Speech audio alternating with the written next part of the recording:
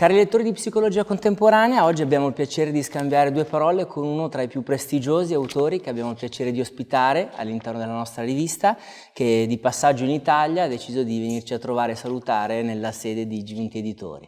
Philip Zimbardo non ha bisogno di presentazioni, past president dell'American Psychological Association, professore emerito all'Università di Stanford, diventato noto al grande pubblico per il suo esperimento nel carcere di Stanford, dal quale poi è nato il suo famoso libro L'effetto Lucifero. Essendo il numero di novembre di Psicologia contemporanea incentrato sul tema della fine, rivolgeremo a lui qualche domanda a questo proposito. Prof. Zimbardo, thank you very much for your time today. Thank you for inviting me.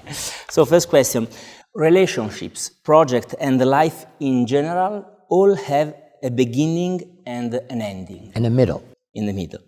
Many people have trouble coping with this kind of endings. So how would you define your relationship with endings?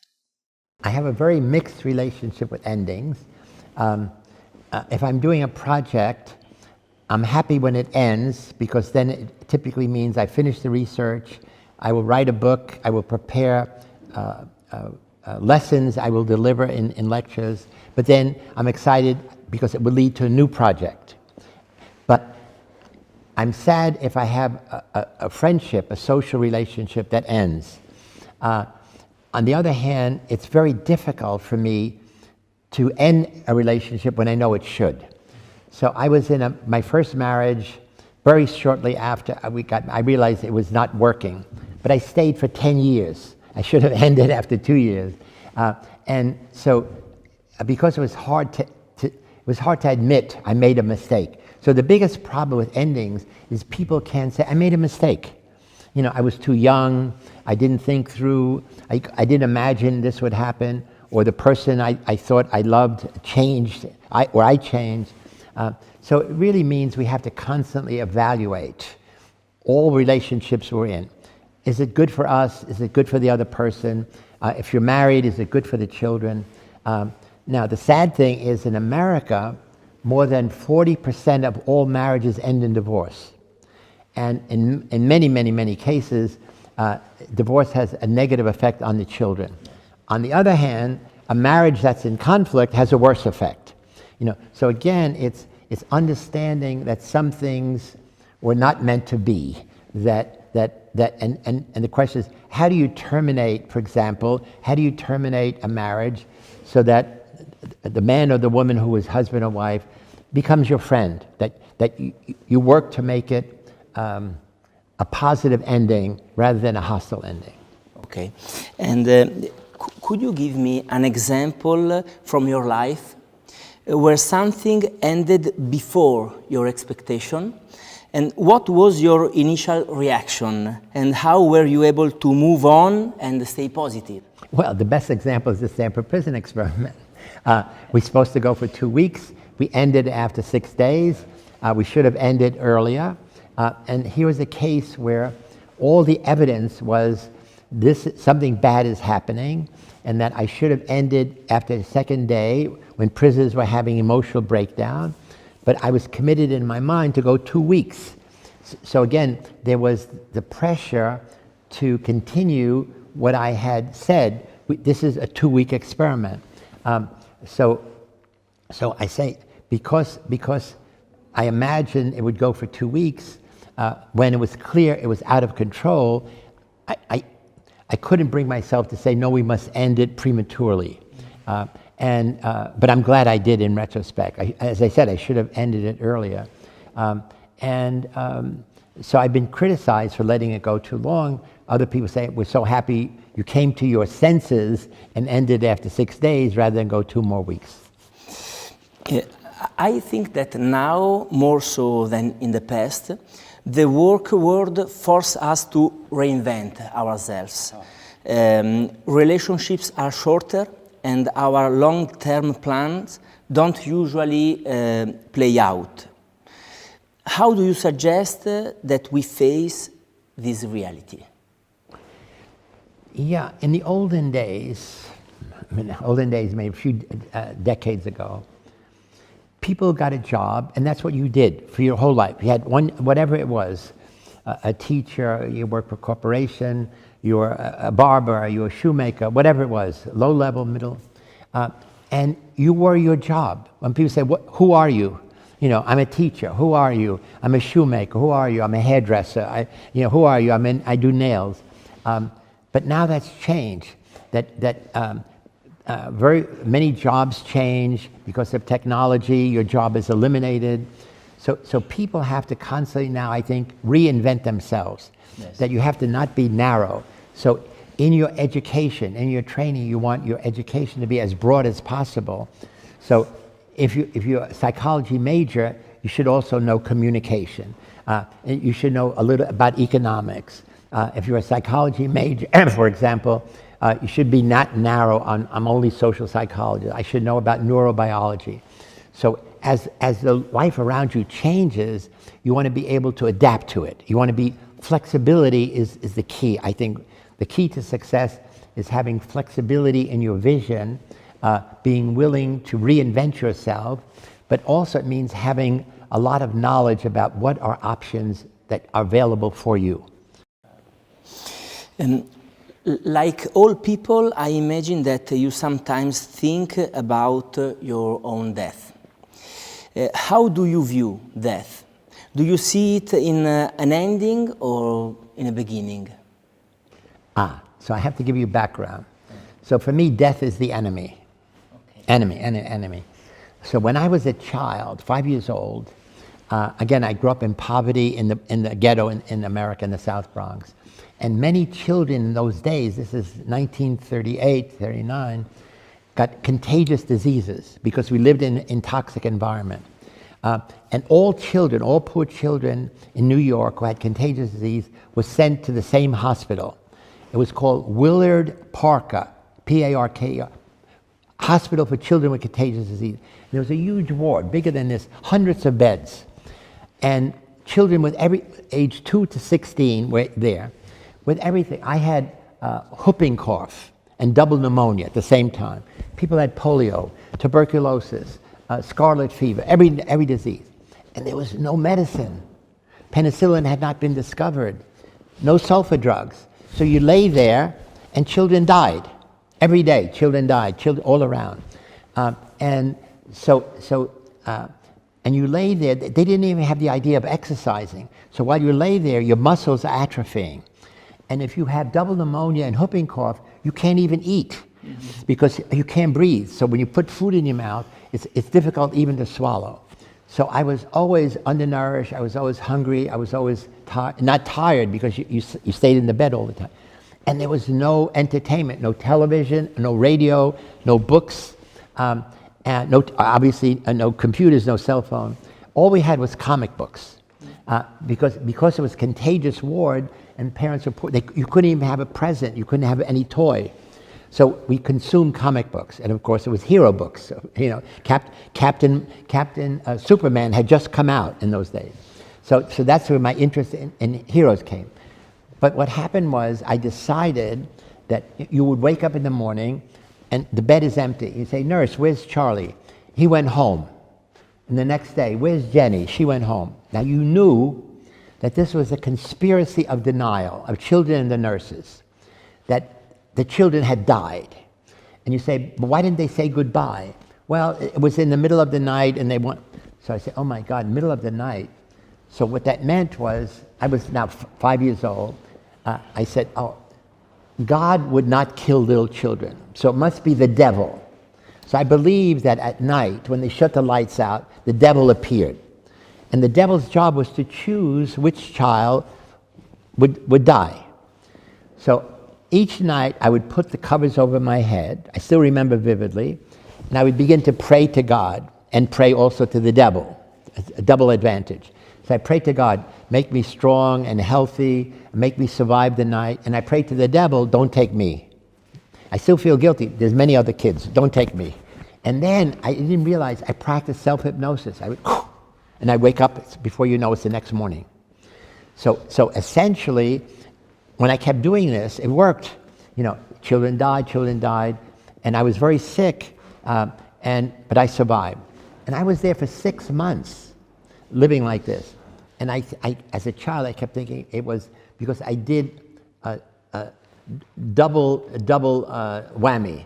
I prayed to God in the morning to keep me strong and healthy and brave and have courage and make me survive. I prayed to the devil at night not to take me when he makes a selection of other children. And I said it worked. So it's not double jeopardy, but double success. And then finally, I was there for 6 months, and as I said, there was no penicillin, no sulfa drugs.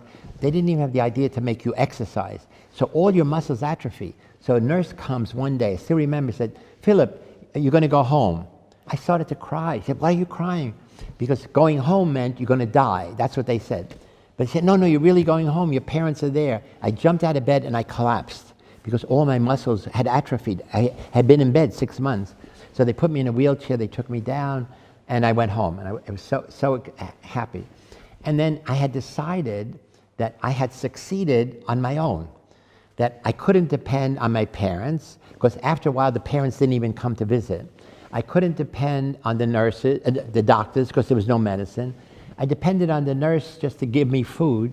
And so I said, I have to be self-reliant. I will live or die depending on me in my head. So I had this positive, so I was positive psychology before Marty Seligman was born. Mm-hmm. So I was a little positive psychology child, saying, I will survive, I will survive, I will thrive, I will do good.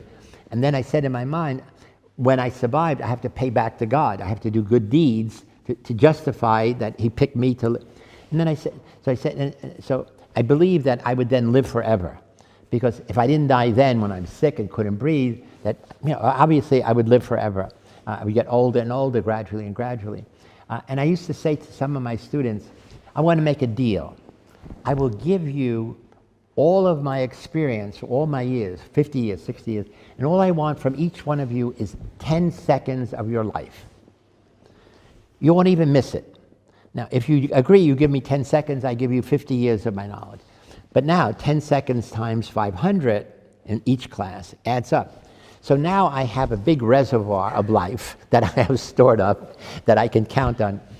So now I'm 84 years old. I was born March 23rd, 1933. It's also a magical number, 33333. And so I'm 84 years old, and for some people say I look younger each year rather than older each year. And I have no wrinkles anywhere.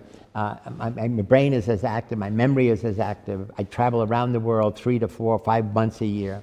I have more energy than most young people. So I decided, why die? It's really boring. Last question, Philip. Would you mind sharing some of your most recent project with us?